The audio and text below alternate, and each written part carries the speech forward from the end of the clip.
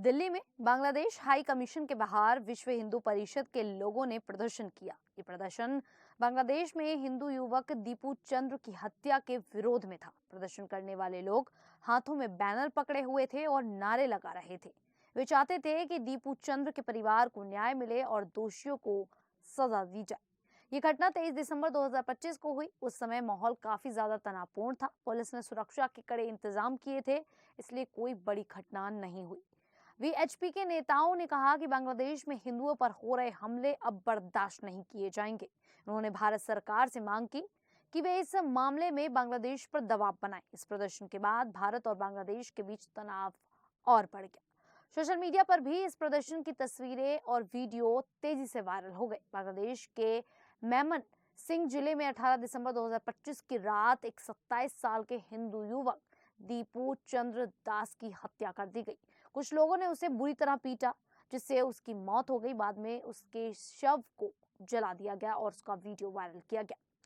शुरुआत में ये कहा गया कि दीपू ने फेसबुक पर कोई गलत पोस्ट डाली थी, जिससे लोग गुस्सा हो गए, लेकिन पुलिस की शुरुआती जांच में ऐसा कोई भी सबूत नहीं मिला। पुलिस के अनुसार ये एक भीड़ द्वारा की गई हत्या का मामला है, लेकिन बांग्लादेश के एक पुराने वायरल वीडियो में ये साफ देखा गया कि दीपू बार बार पुलिस से गुहार लगा रहा था कि पुलिस उसे भीड़ के हवाले ना करे, लेकिन फिर भी पुलिस ने उसकी और उसके परिवार की एक न सुनी और जानबूझकर दीपू को उन दरिंदों के हवाले कर दिया गया। इस घटना का आखिरकार जिम्मेदार कौन है? इस घटना की खबर फैलते ही बांग्लादेश और भारत में हिंदू समाज में गुस्सा फैल गया। दीपू का परिवार बहुत दुखी है और न्याय की मांग कर रहा है। स्थानीय लोगों का कहना है कि ये घटना धर्म के नाम पर बढ़ती हिंसा को दिखाती है। इस मामले को अंतर्राष्ट्रीय मीडिया ने भी दिखाया। मानवाधिकार संगठनों ने बांग्लादेश सरकार से दोषियों के खिलाफ जल्दी कार्रवाई की मांग की है। बांग्लादेश के विदेश मंत्रालय ने भारत के उच्चायुक्त प्रणय वर्मा को 23 दिसंबर 2025 को तलब किया। ये एक हफ्ते में दूसरी बार था जब उन्हें तलब किया गया।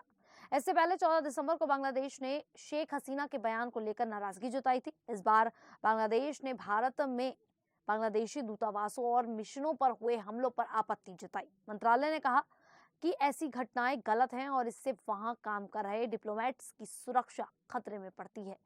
बांग्लादेश ने भारत सरकार से कहा कि इन घटनाओं की जांच की जाए और आगे ऐसा ना हो, इसके लिए सख्त कदम उठाए जाएं। उन्होंने साफ कहा कि हिंसा और धमकियां शांति के खिलाफ हैं और सभी दूतावासों की सुरक्षा मजबूत होनी चाहिए। बैठक में प्रणय वर्मा को पूरी स्थिति समझाई गई और भारत से तुरंत कार्रवाई की मांग की गई। इस कदम से भारत और बांग्लादेश के बीच तनाव और बढ़ गया है। बांग्लादेश ने उम्मीद जताई है कि भारत अपनी जिम्मेदारी निभाएगा, नहीं तो रिश्ते और खराब हो सकते हैं। इससे पहले बांग्लादेश छात्र नेता शरीफ उस्मान हादी की मौत की वजह से भारत में कुछ जगहों पर प्रदर्शन हुए थे और अब बांग्लादेश के मेमन सिंह जिले में हिंदू युवक दीपू की हत्या ने हालात और ज्यादा खराब कर दिए। बांग्लादेश ने कहा कि ये सब भारत की तरफ से उकसावे का नतीजा है। वहां के विदेश मंत्रालय ने कहा कि ऐसे प्रदर्शन डिप्लोमेट नियमों और सम्मान के खिलाफ है। इस पूरे मामले में अल्पसंख्यकों से जुड़ा मुद्दा और ज्यादा चर्चा में आ गया। भारत ने बांग्लादेश में हिंदुओं पर हो रहे हमलों पर चिंता जताई, जबकि बांग्लादेश ने भारत में अपने दूतावासों और मिशनों की सुरक्षा पर सवाल उठा दिए। दोनों देश एक दूसरे को जिम्मेदार ठहरा रहे हैं। जानकारों का कहना है कि तनाव धर्म और राजनीति से जुड़े सीमा पार मुद्दों के कारण है। अगर जल्द कोई हल नहीं निकला तो व्यापार और लोगों की आवाजाही पर भी असर पड़ सकता है। इतना ही नहीं, 22 दिसंबर 2025 को सिलीकुंडी में बांग्लादेश के वीजा सेंटर में तोड़फोड़ हुई। कुछ गुस्साए लोगों ने वहां की खिड़कियां तोड़ दी और अंदर घुसने की कोशिश की। इस घटना में कोई घायल नहीं हुआ, लेकिन सरकारी संपत्ति को बड़ा नुकसान पहुंचा। इससे पहले भी 20 दिसंबर को नई दिल्ली में बांग्लादेश उच्चायोग के बाहर भी प्रदर्शन हुआ था। वहां नारे लगाए गए, जिससे माहौल तनावपूर्ण हो गया था। इन घटनाओं पर बांग्लादेश ने गहरी चिंता जताई और भारत से माफी मांगने व पूरी जांच करने की भी मांग की।